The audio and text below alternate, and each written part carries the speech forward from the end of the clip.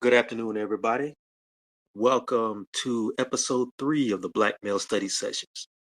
My name is Torraine Walker. This is a series of discussions and roundtables focused on addressing the issues affecting Black men and boys. This series is sponsored by the African American Men's Historical Society. The AMHIS is a Black American men's intellectual society focused on the preservation, history, and empowerment of Black men. Go to amhis.org to learn more and visit their Substack at amhissubstack.com. The subject for today is looking for Black male privileges. Black men are at or near the bottom of every American socioeconomic metric. Black men have the lowest employment numbers.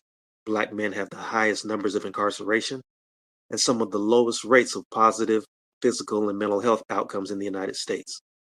But feminist and gender studies rhetoric says that Black men are privileged because of their maleness, no matter their economic status. I want to investigate how this way of thinking gained prominence, and joining me to unpack this issue is Professor Tommy J. Curry. Professor Curry is the personal chair of Africana Philosophy and Black Male Studies, Department of Philosophy at the University of Edinburgh School of Philosophy, Psychology, and Language Sciences. He's also the editor of Black Male Studies, a series exploring the paradoxes of racially subjugated males, Temple University Press. He's also the editor of Decolonial Philosophy and Philosophy Compass. And most importantly, and what most people know him for, he is the author of The Man Not, Race, Class, Genre, and the Dilemmas of Black Manhood, the winner of the 2018 American Book Award. So, Dr. Curry, how you doing this afternoon for where I am and evening for where you are?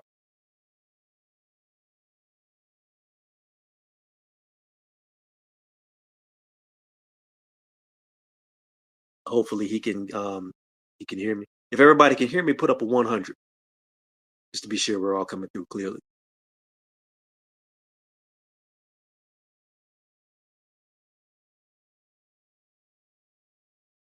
Let's see, waiting on Dr. Curry to get in. Okay, good.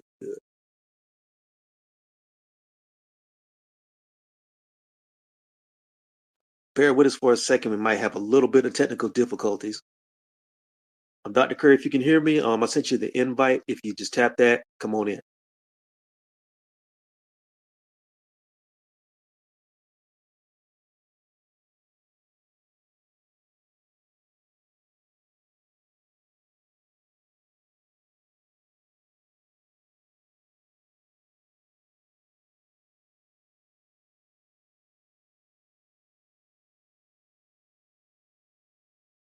All right, I think we have Dr. Curry now. Dr. Curry, how you doing?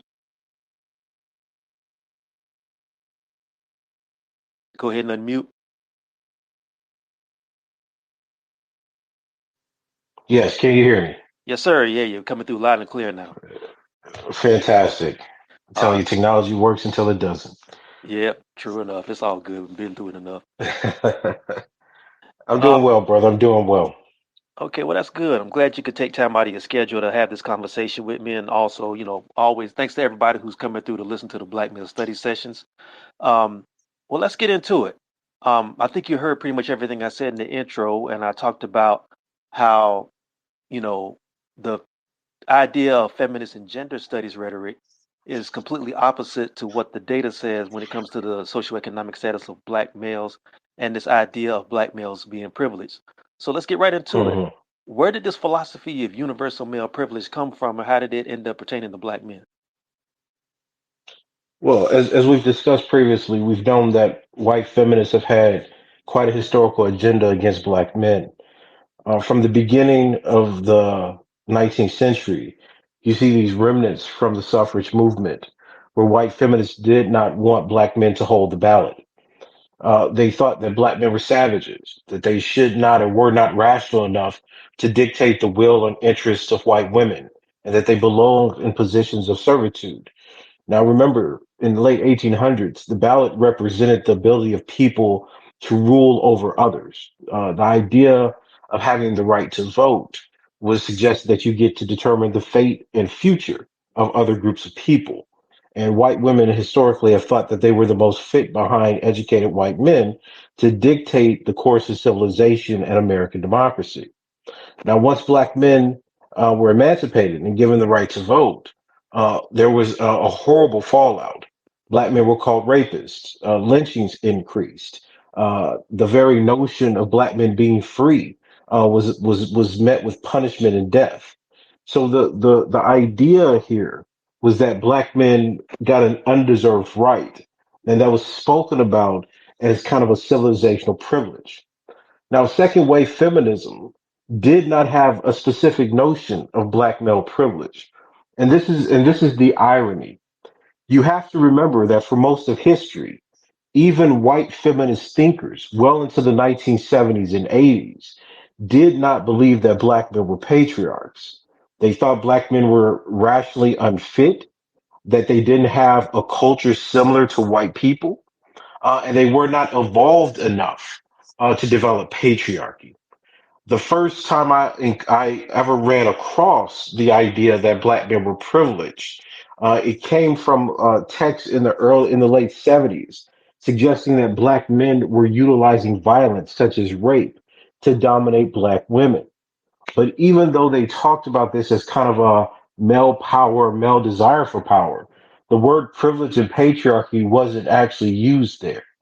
So it's not until you get into the early 80s with the rise of black feminism, authors like Bell Hooks, Jean Noble, etc., who started arguing that the specific kind of violence that black men can use against black women, such as intimate partner violence or domestic violence, we talked about a few weeks ago, or rape, that those specific forms of male domination gave black men privilege. Now, what's important to understand is that we live in an era of academic production where sound bites and ideology are more important than actual research. To date, there's not a single academic article that discusses the development of patriarchy within Black communities.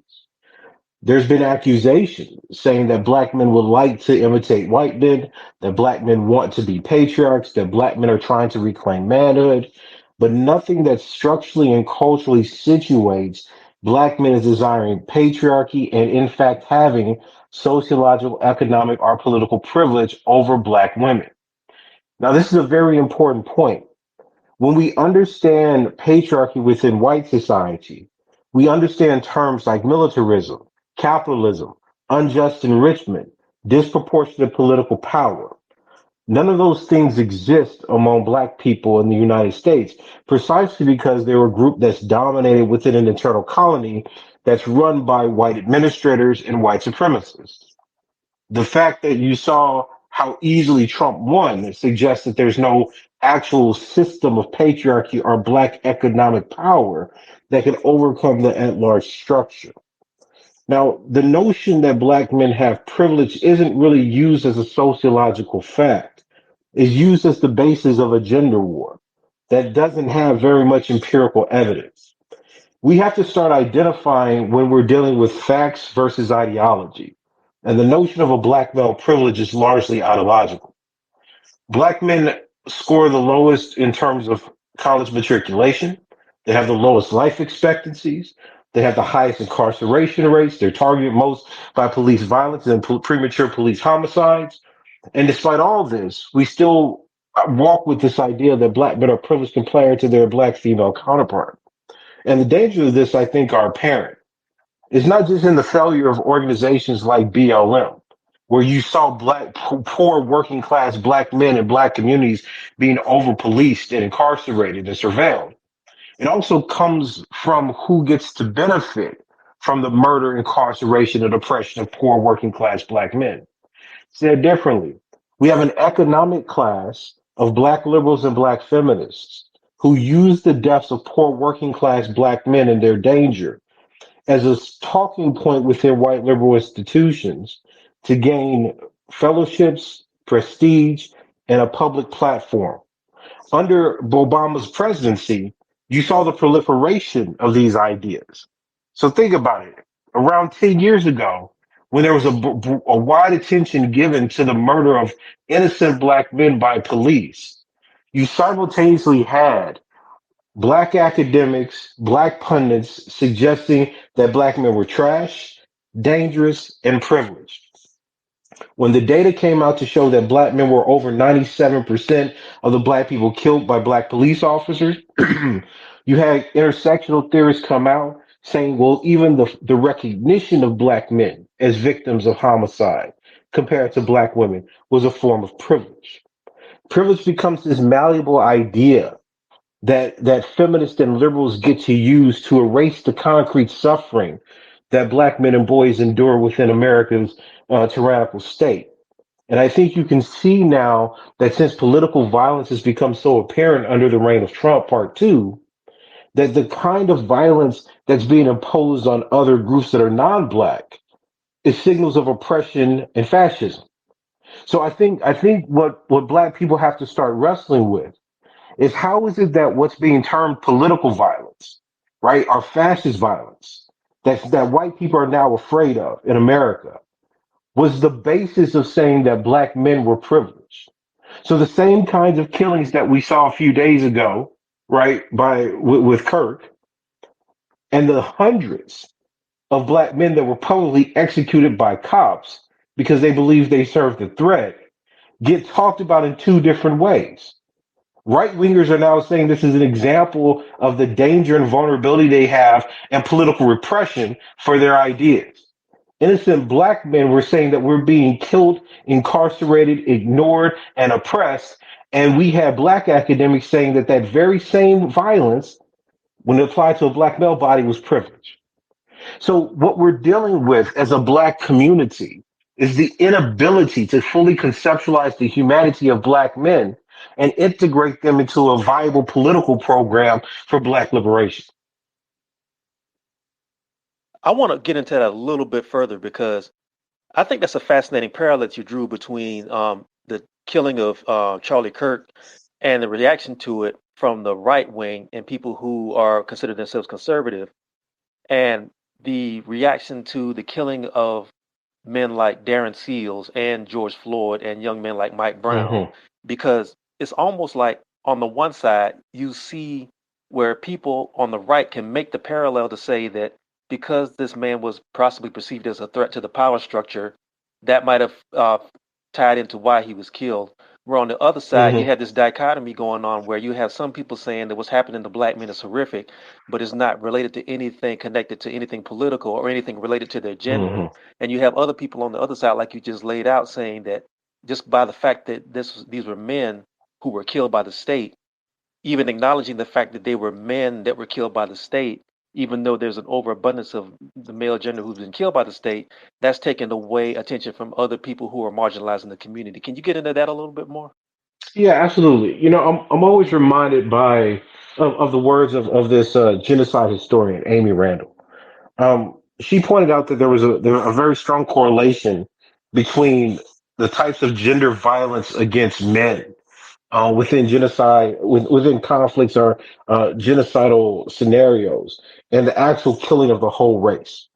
Um, in fact, she has this piece. She said that if we think about gender selective slaughters of specific racial groups of male civilians, that could be thought of as a warning to more generalized destruction and mass murder of the whole racial population, because it assumes that the murder of the whole group is soon to follow.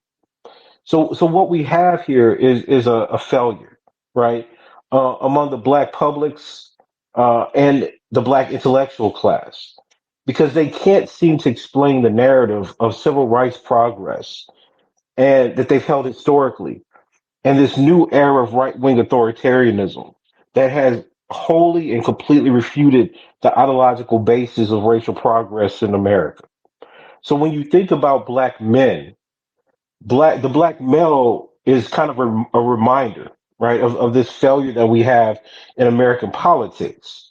And it eats away at our conscience. So a white man is killed for his views. And this is something that Baldwin said, right?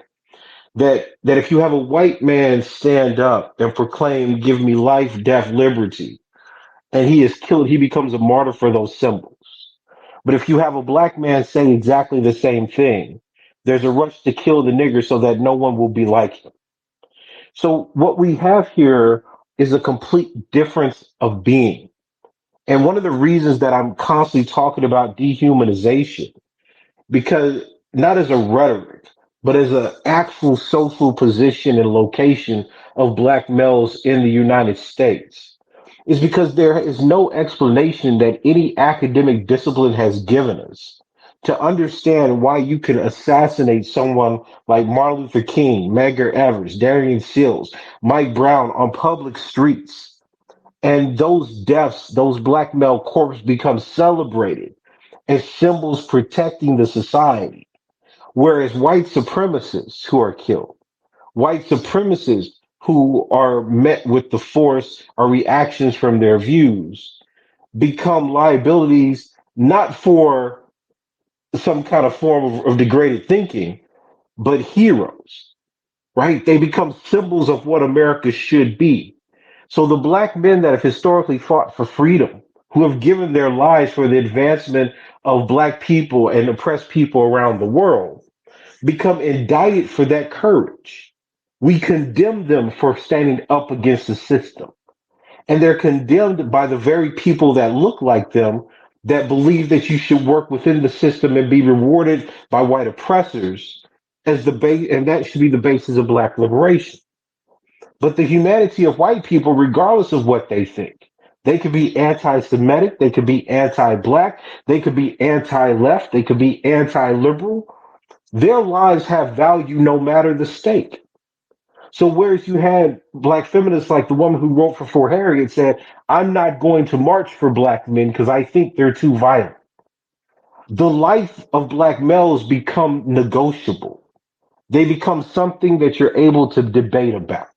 We now have people that are indicting Martin Luther King because evidence of his extramarital affairs or his sexual history have come out. You see people indicting Fred Hampton, Huey P. Newton. The list goes on and on and on. But the same people will not indict slave owners. They will not indict rapists. They will not indict people who built the fortunes of all of Europe, the America, and the UK on the genocide of African people. So it tells us something about the way that blackness operates, not in terms of a political concept. I mean here at the level of consciousness. We are affected by an illness that tells us that black life and death are basically the same.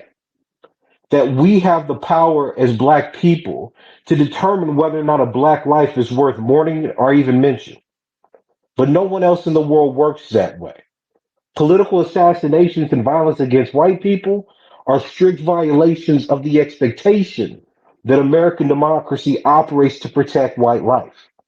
But black people, be they intellectuals or the everyday layperson, has no such expectation when they talk about black people. So black male deaths, these are normalized. They're routine. A black man doesn't say the right language. He doesn't speak in the right tone. He doesn't hold the right identity politics. As we've been seeing online with Darian Seal, his life meant nothing. See, the smallest indictment of a black man's character invalidates the value that his life has had. And what I find to be most offensive about this idea is that standard does not apply to any other group of people. That if you don't hold the same idea or don't share my political sentiment, then your life means nothing. And this is part of the psychological and the overall political climate of the United States. Regardless of how radical black intellectuals claim to be, at the heart of it, at the very core of their creed, is the belief that some black people, specifically and disproportionately black men, should be sacrificed for the betterment of a certain elite group of people that represent the black race. And this is the dark secret of American politics that we don't really want to discuss. Black male studies didn't come about as a reaction simply to feminism. It was a reaction to the anthropological assumption that black men who die are nothing more than numbers because it's become so normalized within both our culture and our intellectual paradigms. So how do you change or how do you bring significance to the lives of groups of people that you don't believe are fundamentally human? That's the question, right? What we see happening under Trump isn't new.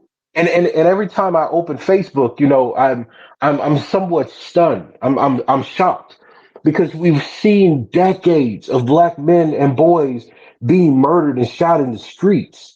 We've seen brothers' bodies covered in blood on sidewalks in the heat of St. Louis. We've seen American pavement and cement stained, right, with the blood of our people, our young men and boys. And the kinds of reflection, the accusations of fascism and tyranny have not crossed the lips of many black pundits. We've had movements that were allegedly talking about the rights, claiming to be the new civil rights movement with BLM. And fascism wasn't mentioned as the basis upon which we're talking about the destruction and the invalidation of black male life. But all of a sudden, because white liberals have now been affected by the tyranny of a right wing authoritarianism, fascism is rolling off of the tongue of practically every black pundit, academic, and layperson.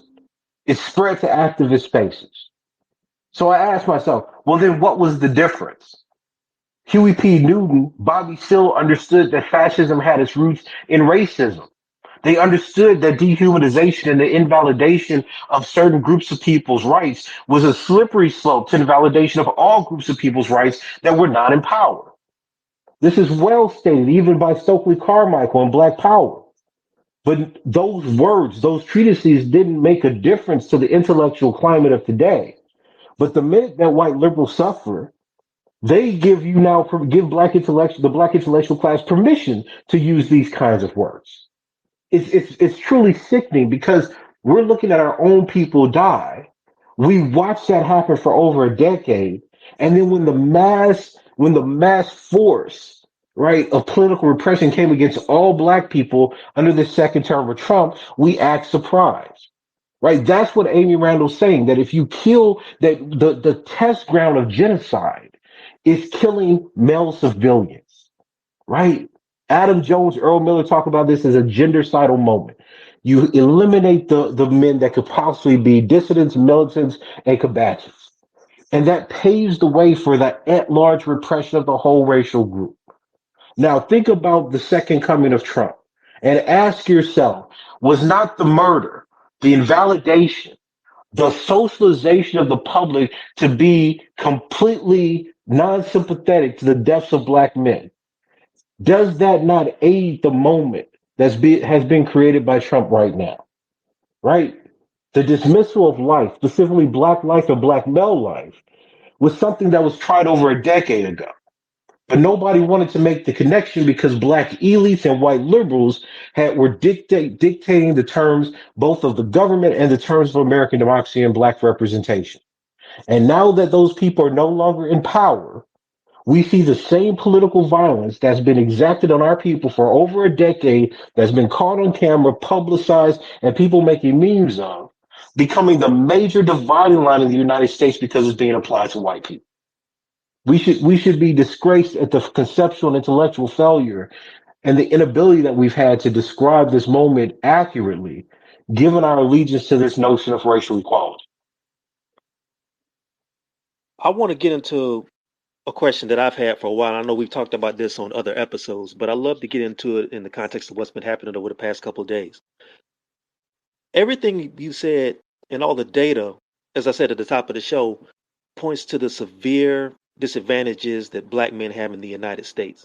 Mhm. This is data that has been correlated. This is data that's been processed. This is data that's been researched for at least since the 1960s and probably Yes. beyond, but codified since the 1960s. Mhm. So my question is, with all this data and with all this evidence to the situation that the majority of black men find themselves in, how and why are black men still thought of as privileged despite all this data to the contrary when all the evidence completely goes against that? It doesn't make any sense to me, and I'd love to get your thoughts on that. Well, you have to remember that the people that's advancing the narrative of black male privilege are doing so from an ideological basis that justifies their own class and institutional position. When you go into black neighborhoods and black communities, black people are not rushing to take the place of black men by any stretch of the imagination. Within our own working class communities, we understand that black men are not privileged and that they're institutionally targeted. When I was a young child growing up in Louisiana, My mom would always tell me that, the system targets you. They're going to try to criminalize you. They're going to tell you what you think. So you have to be strong enough to recognize who you are and what you think. And what we've done currently is have an ideological battle that's being dictated disproportionately by people in the humanities and liberal arts that have no regard for data.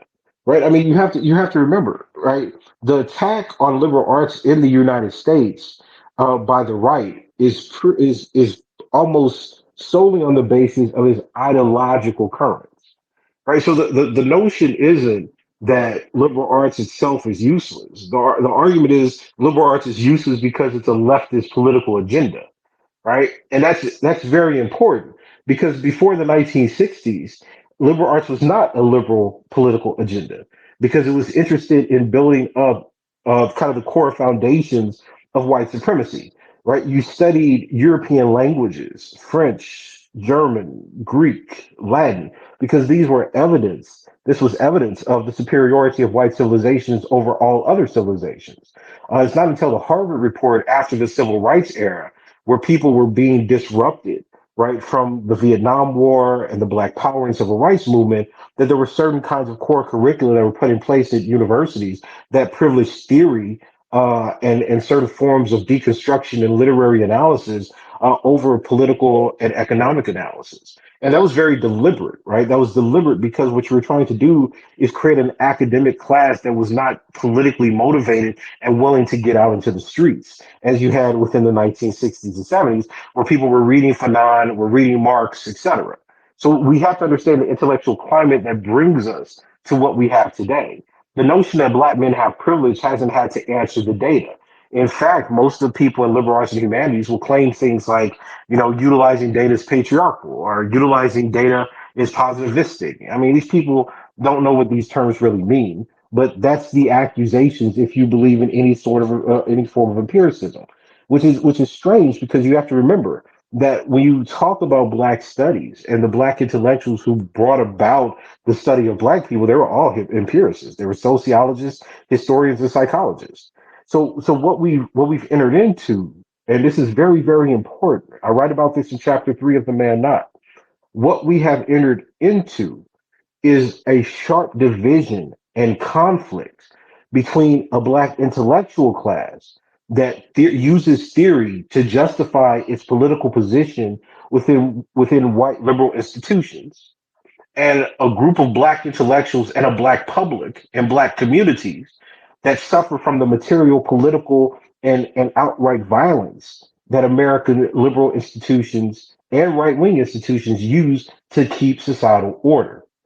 So those two things aren't in conflict in the academy because they're completely separate. There's no interaction between the two. Theory does not answer to evidence. It answers to the at-large belief and consensus that other scholars and other politicians and opinion makers have to the theory or the ideology that's at play. And let me just say how incredibly dangerous this is. The strategy among black liberals has been to operate within the ideological paradigms that have been set forth by white liberals throughout most higher education institutions. Remember, the argument about black male privilege comes from the black academic class. It comes from the early, Bell Hooks, Patricia Hill Collins, Kimberly Crenshaws, etc. And it's picked up and then it's kind of proliferated throughout gender studies. And it's become the intuitive basis by which we understand black men in the United States today. But notice what's happened currently. Black liberals are no longer in power. So that means that the ideas of black male privilege only resonate among a sect of disempowered liberals. That's important because when you compare how the right looks at black men, they identify them as biological and cultural threats. And I think this is where we have to start becoming more sophisticated. Be it the left or the right, they're both white supremacist ideologies. The disagreement between the left and the right is about how you dominate, rule, and contain a distant population. So, given that, if you have right wingers who are now mandating increased militarization, You have increased criminalization. You see what Trump did in DC and what he's now trying to justify more broadly after the killing of the young Ukrainian woman. You have to think, does privilege make sense given that they're now utilizing language that suggests that it is, again, young, poor, black males who are the greatest threat to white safety within American cities and communities? So the notion of privilege that white liberals use to dominate and keep black men out of higher education institutions, government jobs, affirmative action agendas has been destroyed and is being replaced with a very brute and realistic application of political and military force that's trying to rid communities and cities of urban black males.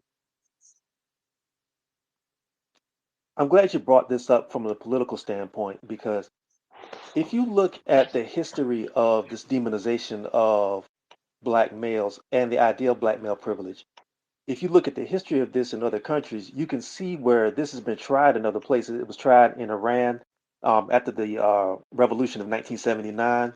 It Hmm. was attempted in just recently in Palestine, where you saw a sort of like weaponization of feminist theory Yes. or weaponization of feminist ideals in cultures that are completely alien to that, to say Hmm. that because these regimes have restrictions on the women in those cultures, or there are certain cultural ideas set up in those countries, that those women are oppressed and the men are oppressing them.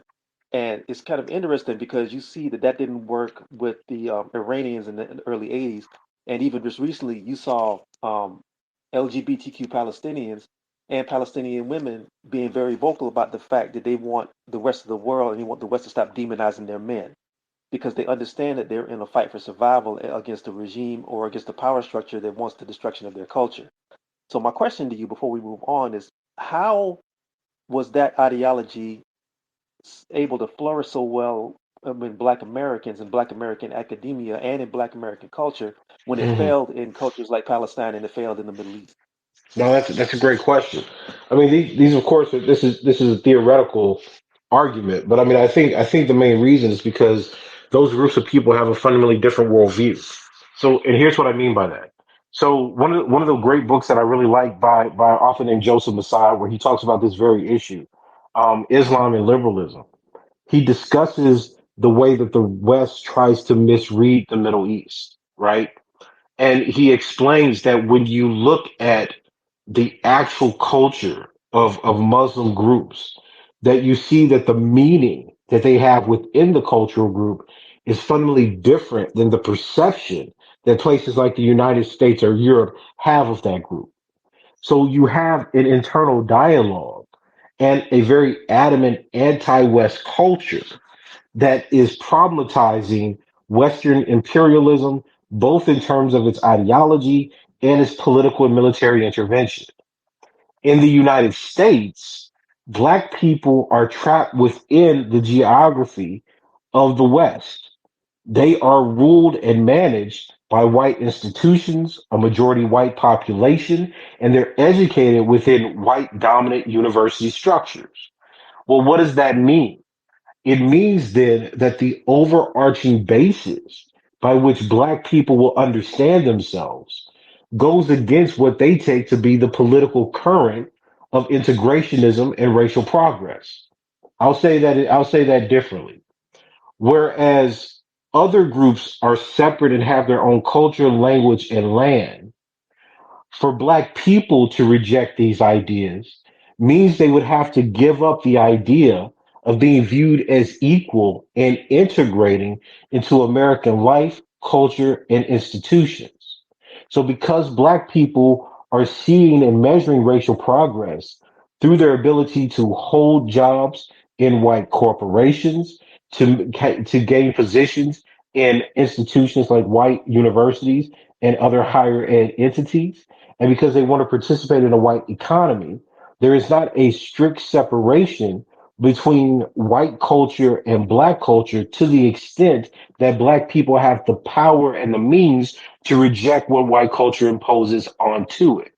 That means that when you have an ideology such as black men are savages versus what they say what they're saying about the Middle East, Muslim men are savages.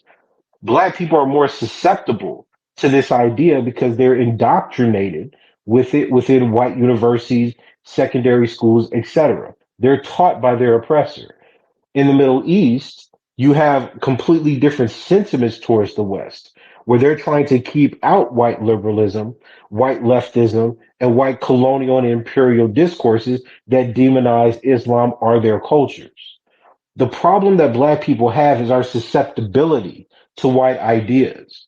And the way that white ideas such as feminism, liberalism, or even this kind of racial progressivism that says we should integrate and reform white supremacist systems, the problem is that we don't have an ability to fundamentally reject that because we put it in blackface and then utilize it as if it's our own voice. And you have to remember, look at the dominant discourse that we have about blackness in the academy. In the liberal arts, we have people utilizing psychoanalysis developed by white racist thinkers as being able to describe what black people, specifically black men, desire. You'll have the same people reject statistics, sociology, or history for a theoretical conjecture that says that black people or black men only want power and rape. So if you have black academics that take ownership of these white supremacist theories and claim that these are the only mechanisms by which we can examine blackness, right, through desire, power, and pathology, then what you get at the end, what's the outcome or product of that is going to be a group of black people dictating how broken black people are. So they're susceptible to this language. That's not going to be the case when you necessarily look at certain African populations, certain Arab populations, certain other populations that have their own people, own history, own economies, etc. And as much as black academics and politicians want to talk about empowerment and represent themselves as radicals, you notice how far out of line they actually fall compared to other great thinkers of our time. For example, if you look at Frantz Fanon asks, why does the black bourgeois or the black academic, right?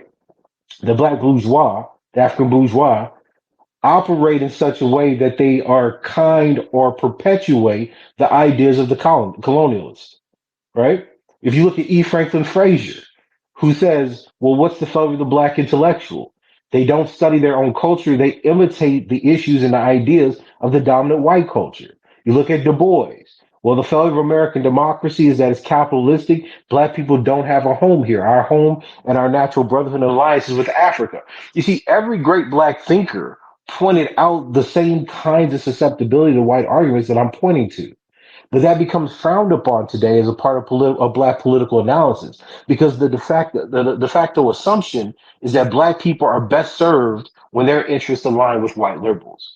And it's a false assumption that I think that we see under Trump, how dangerous it is. Because now we have no cultural and political mechanisms to protect our own people, especially our black men, from the ongoing and the upcoming criminalization of them that's going to lead to more black male death and vastly more black male incarcerations. All right, before we move on, I want to do a little bit of house cleaning. If you're just coming into the space, this is the Black Male Studies session, episode 3, looking for black male privilege. We're here with Dr. Tommy J. Curry, author of The Man Not. And also, this space and this series is sponsored by the African American Men's Historical Society. The AMHS is a Black American Men's Intellectual Society focused on the preservation, history, and empowerment of Black men.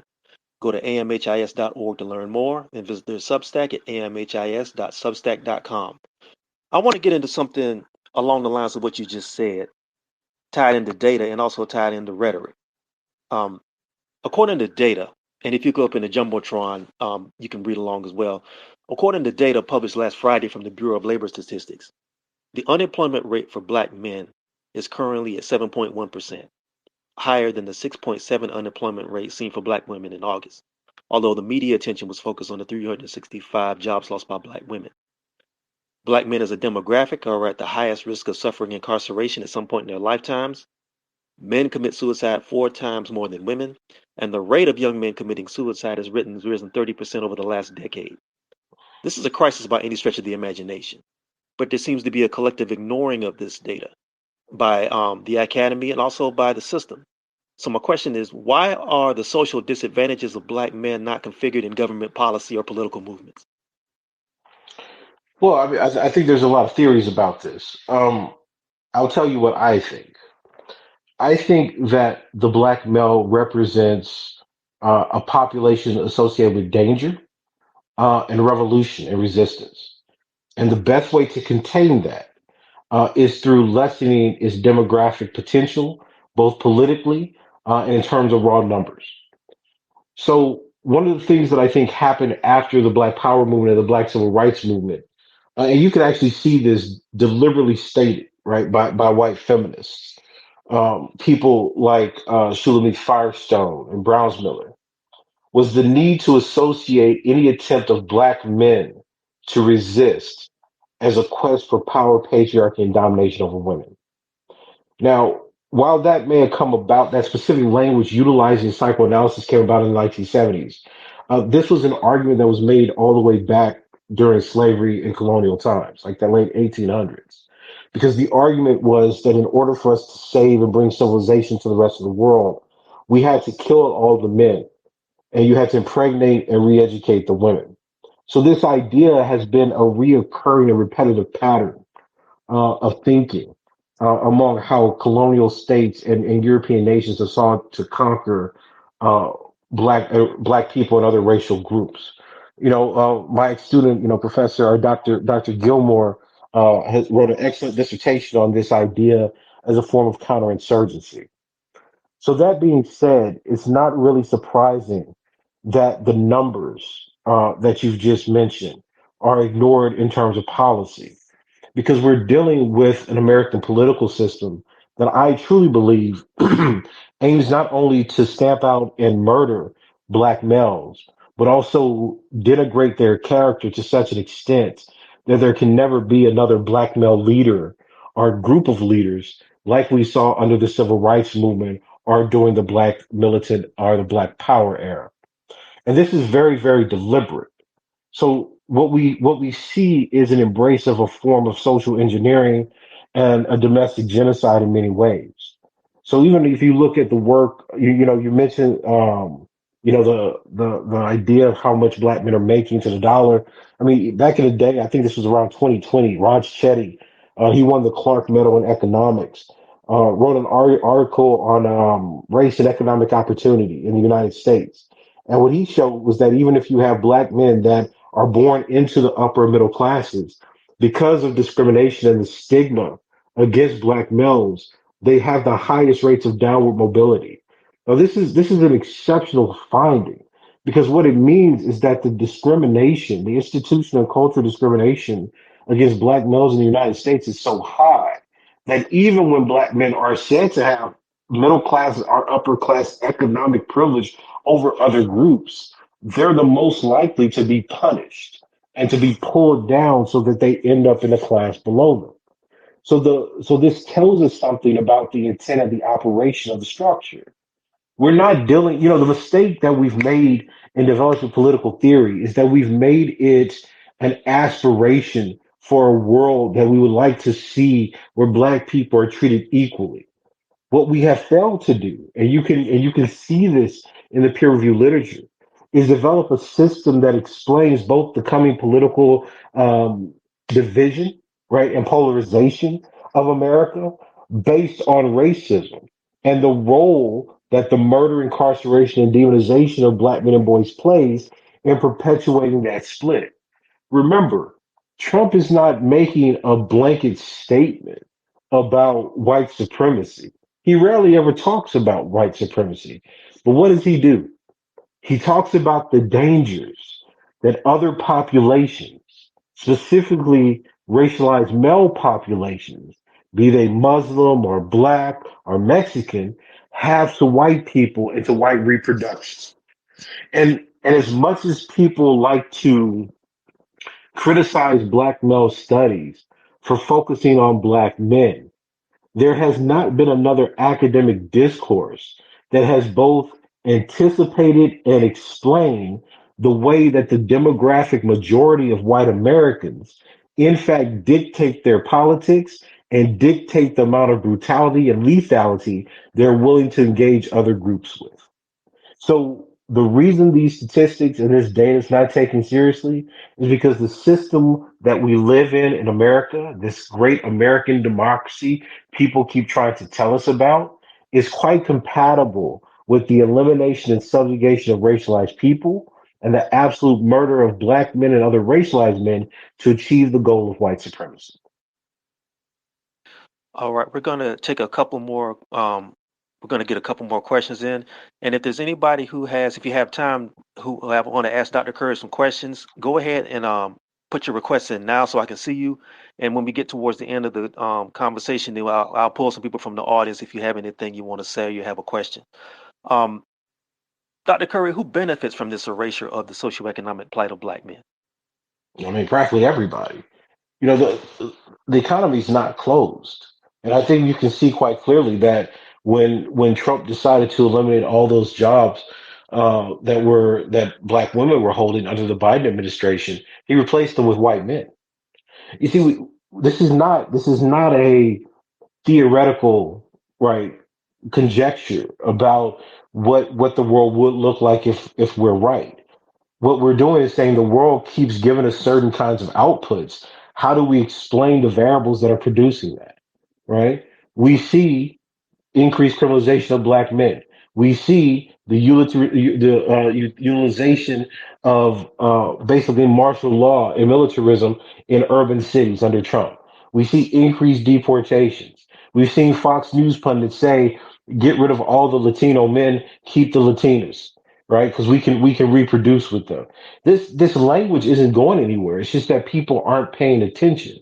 So everyone benefits if you get rid of black men, if you get rid of racialized men, Latinos, Muslims, etc., white people as a whole benefit.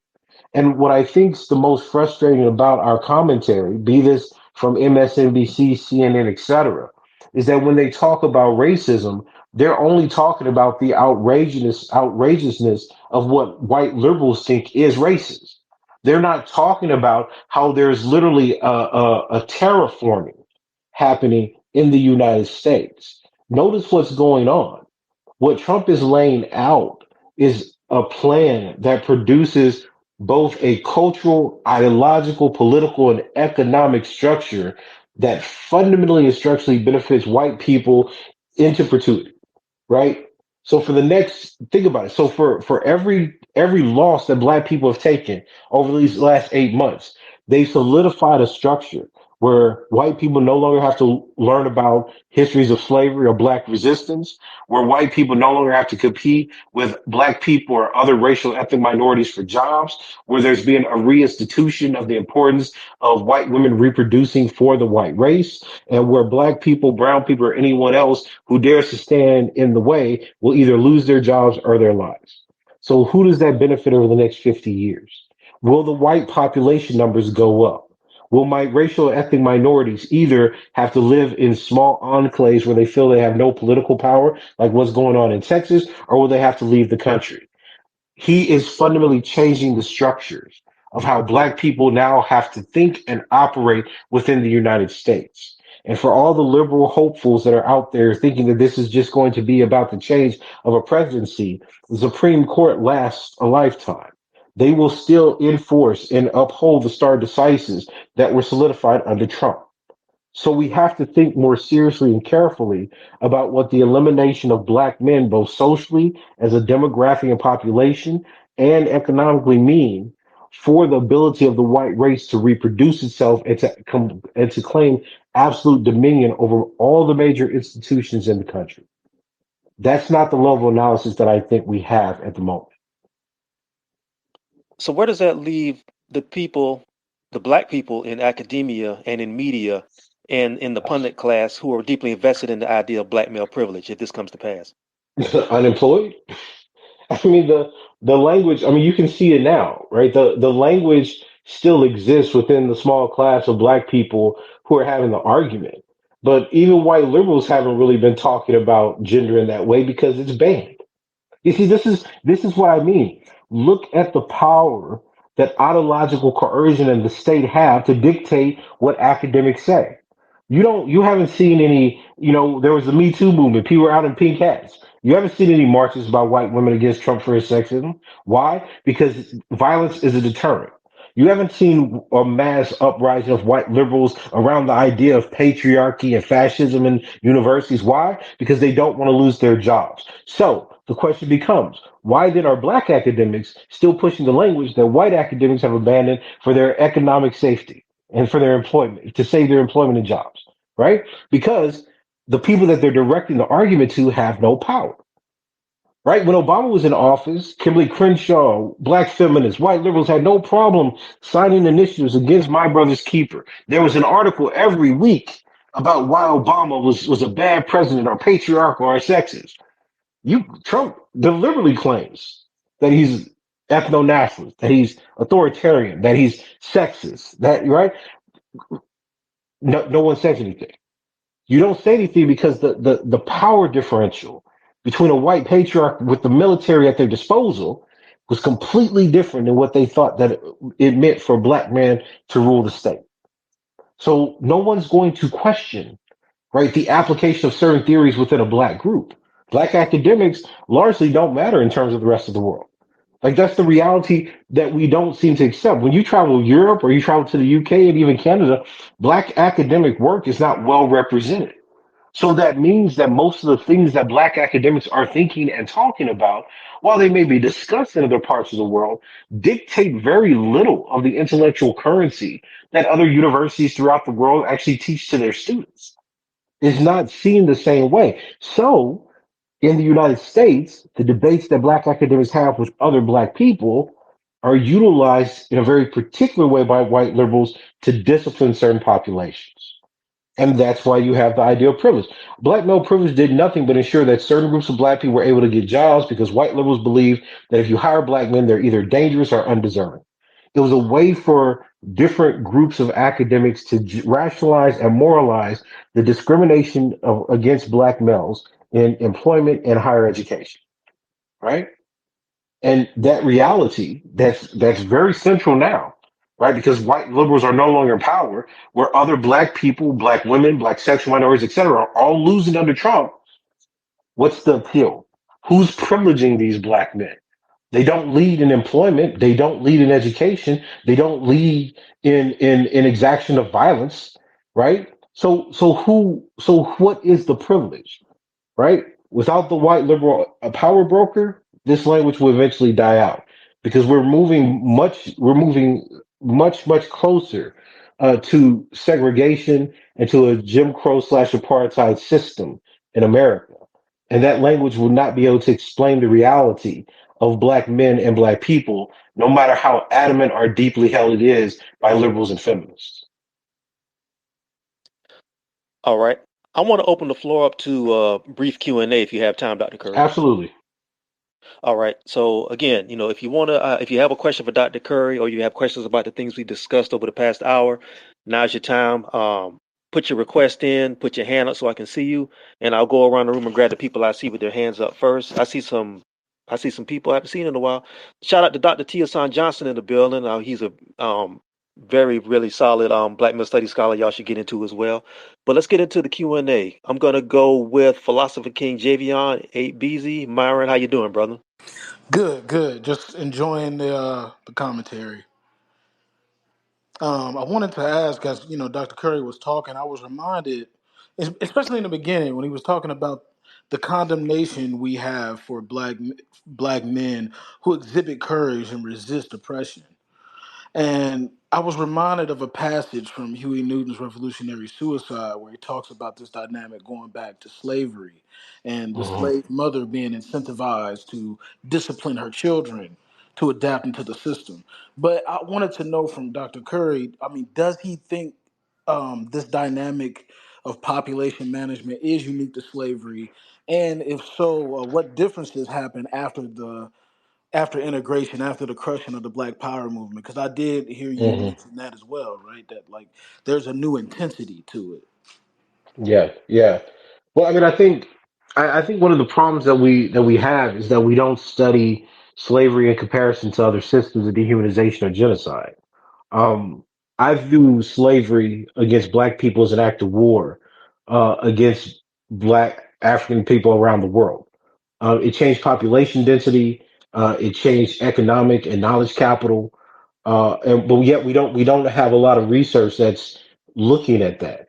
So, but if we start from that basis, if I start with that given presumption, then I think what you're saying is true. That look, Newton is looking at the inhibition to black resistance, specifically black male resistance, because Newton, the same way you get with George Jackson, so that brother, understand that black males are disproportionately targeted by the state. I think even Robin Spencer makes this point in her book.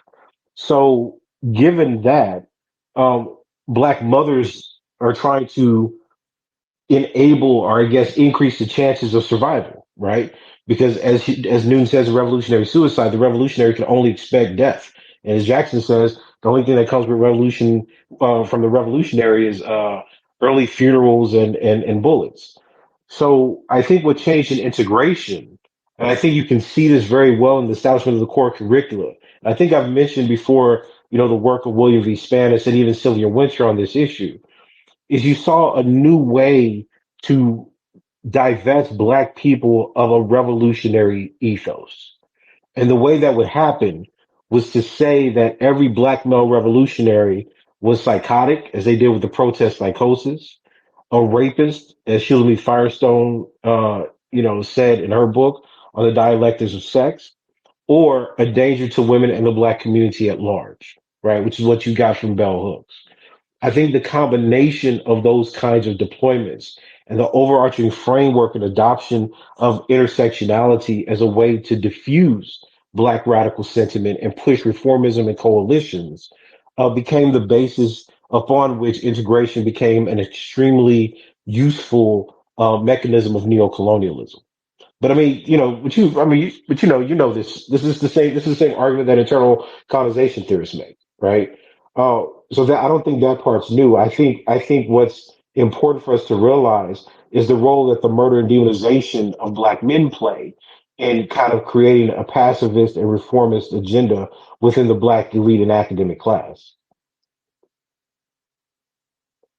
All right, did he answer your question, Myron? Oh, absolutely. Yeah.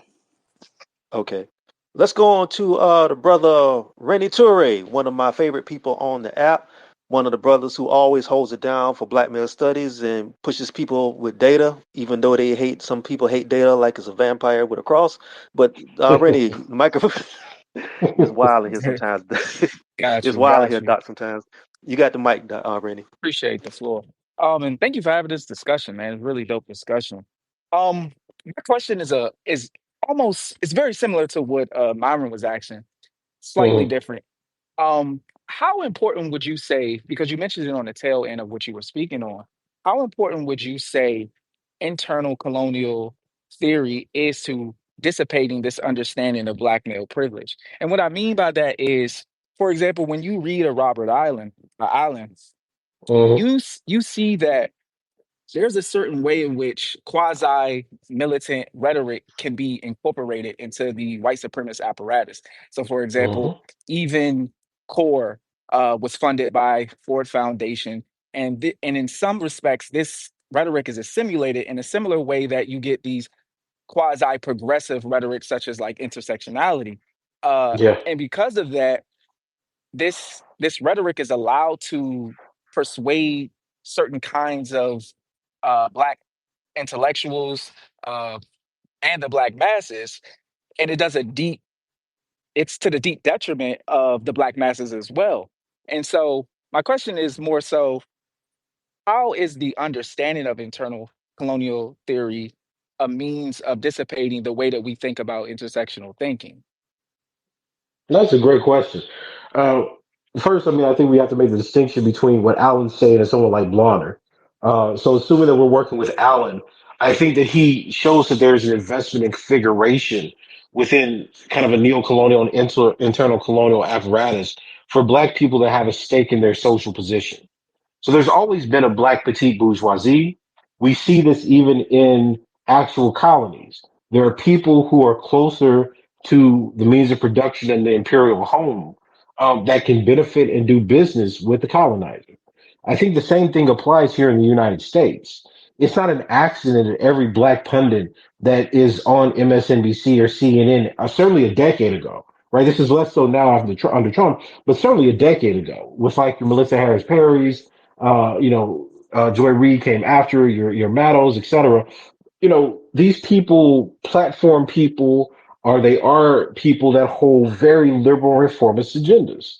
Now, that means that the ideological mechanism of the colony that black people occupy in the United States strives for ideological consistency. So, in other words, if you want black people to be ruled in a certain way, then what you show is the successful black intellectual or black pundit or black government leader or politician that can advance on this narrative and on this view.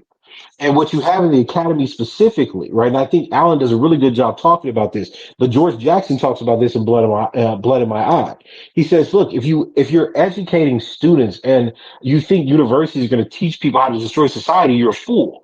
Because the function of the university is to produce people that can occupy institutions and maintain the status quo or the social order that requires both a class and racial subjugation.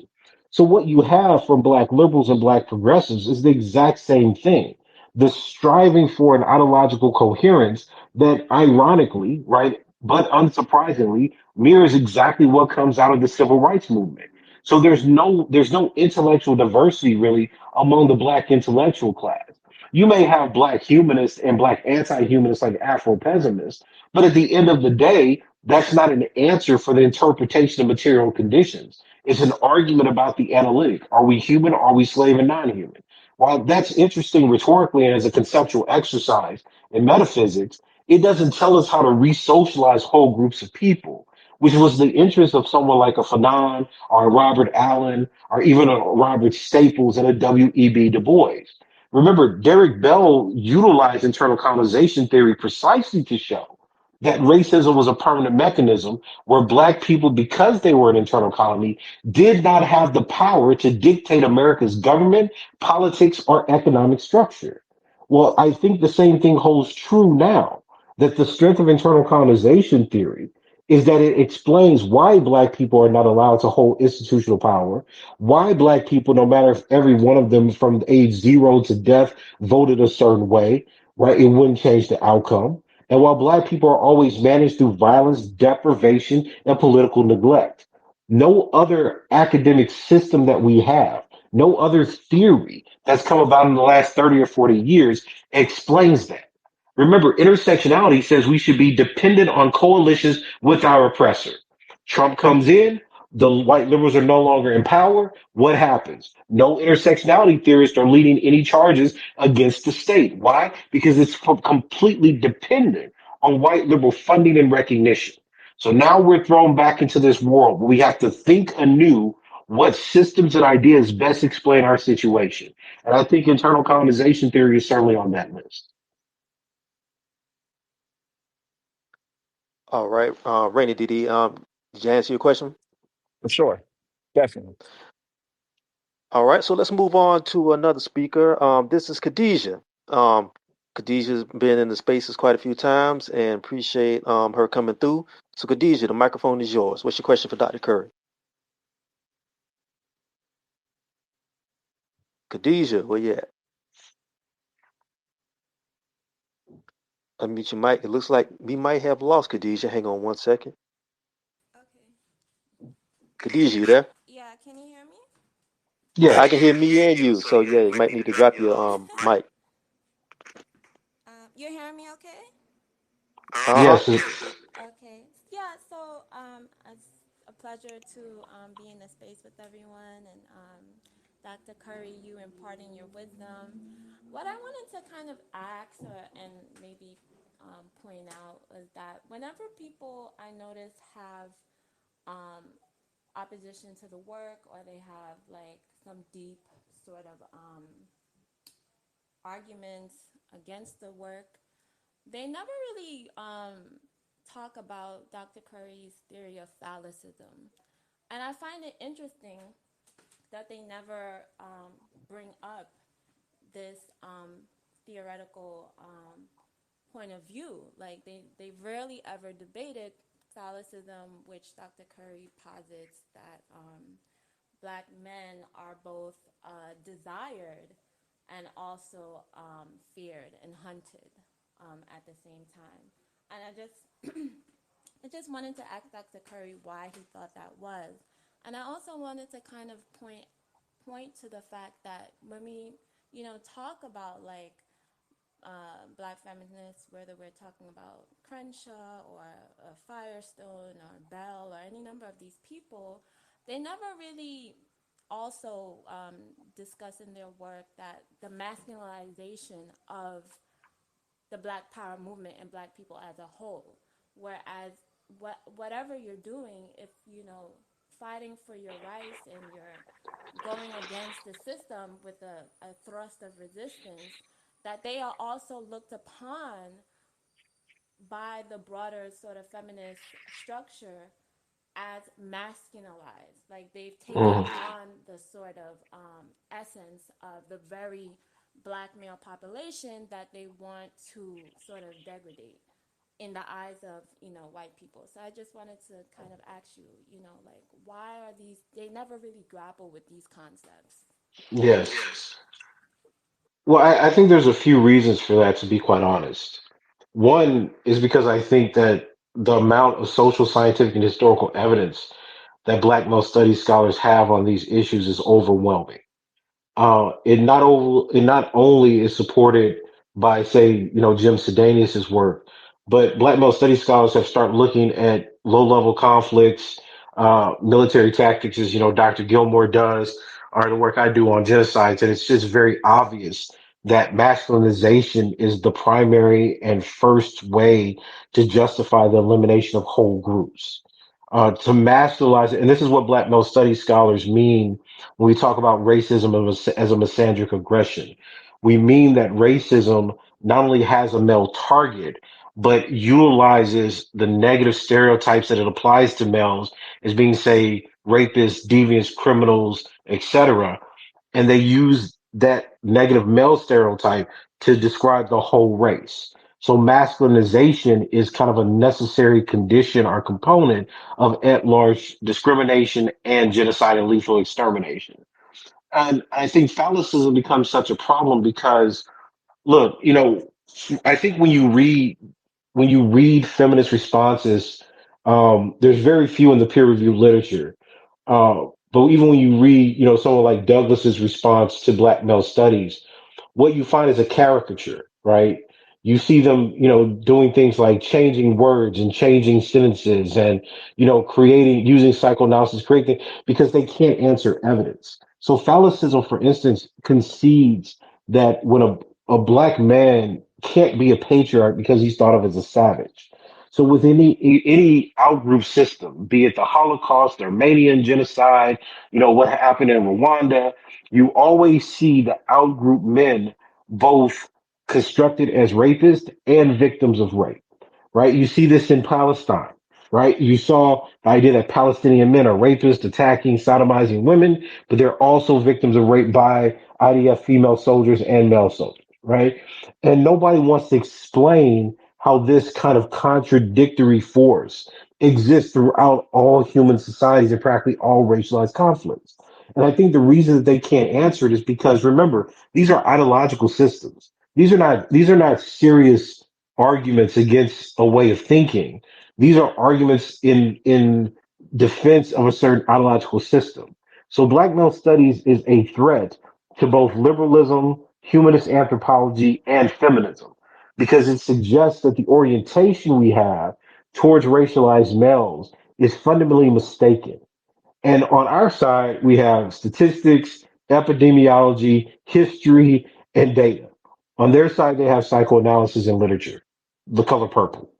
So that asymmetry of evidence is taken out in these very emotive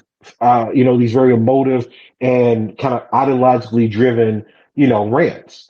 And I would so that's why I think that happens. But the other thing I'd say about this is this: Black male studies outside the United States finds these concepts interesting because they don't necessarily mean the same thing they mean in the United States. See, in the United States, Black male studies is a threat because it fundamentally questions the class and intellectual position of the majority of Black liberals in the U.S. Academy. Well, outside the United States, there's not a whole lot of Black people, and the Black people that are in predominantly white academies don't have the same stake to their class position because there's so few. So saying that Black men are targeted by war, genocide, conflict, and that Black men and other racialized men are looked at this way is really a question of evidence, not ideology. So the U.S. Academy facilitates a kind of censure on Black intellectuals. There's a glass ceiling, so to speak, that we can't think beyond. So what do? We say the same thing over and over again. Anything that's Black and male and not feminist is trying to reclaim manhood, trying to focus on the penis, right? It's the demonization of Black men that we got from compensatory masculinity theory from the 60s and 70s. Well, why do we have that? Because that's what white liberals gave Black feminists to analyze Black men. In the rest of the world, that's not necessarily the case. So they don't mention it for two reasons. One, they can't refute it. It's empirically driven and is supported by data. And two, they can't answer it. Feminist ideology doesn't have a way to answer the contradictory findings of phallicism that we can see in practically every major human conflict based on race or ethnization in the 20th and 21st century. So it's just a matter of being overwhelmed by the evidence, I think. All right. And last, but most definitely not least, we have a very special guest in the Q&A section. Everybody, say good afternoon to Dr. Hasan Johnson. Dr. Hasan Johnson is full professor of Africana Studies at California State University, Fresno. He is the founder of the Africana Studies online teleconference on Black Male Studies, the Onyx Black Male Film Festival, the Black Popular Culture Lecture Series and online research archive, the Onyx Black Male Collective, the annual Ashe Sankofa Black Film Festival, the annual Africana Studies Black Gender Conference, the Africana Studies Black Elder Project, the Hip Hop Research and Interview Project, and the Black Male Studies blog. This brother got more credits than Ryan Coogler. What's good, Dr. Johnson? How you doing this morning, afternoon? I'm good, man. I appreciate it. I'm in my office hours, and of course, as you're introducing me, students have started to walk in, so I have to condense what I wanted to say just to two quick things. So I appreciate you inviting me up to say a few things, Torrin. Thank you. You're my favorite journalist, and I meant it when I said it the first time. It's still the case now. But I wanted to say very Oh wow, thank you. quickly, first and foremost, I wanted to thank Dr. Curry for leading this push, not only for Black male studies, but to an empirical approach to Black male studies. I've been a professor for 27 years, and nothing has moved me as much as this last decade. Watching this push online and in the academy for resolving and clarifying what Black men are experiencing on empirical grounds. And I can't think of anybody who could have done a better job introducing that mode of research about Black men than Dr. Curry. So I first and foremost wanted to thank him for No, doing thank you, that. brother. And real quick, the second thing is I had a chance to talk to him the other night. I ain't gonna say whatever's coming. He can say it or not say it, but all I can tell you is this next year, what this brother has in the oven for us is all I can tell you is be ready. All I can tell you is be ready. He's got some goodies coming out, and I'm like a kid on Christmas morning waiting to open a package. So if you're not ready, get ready because it's about to get real interesting.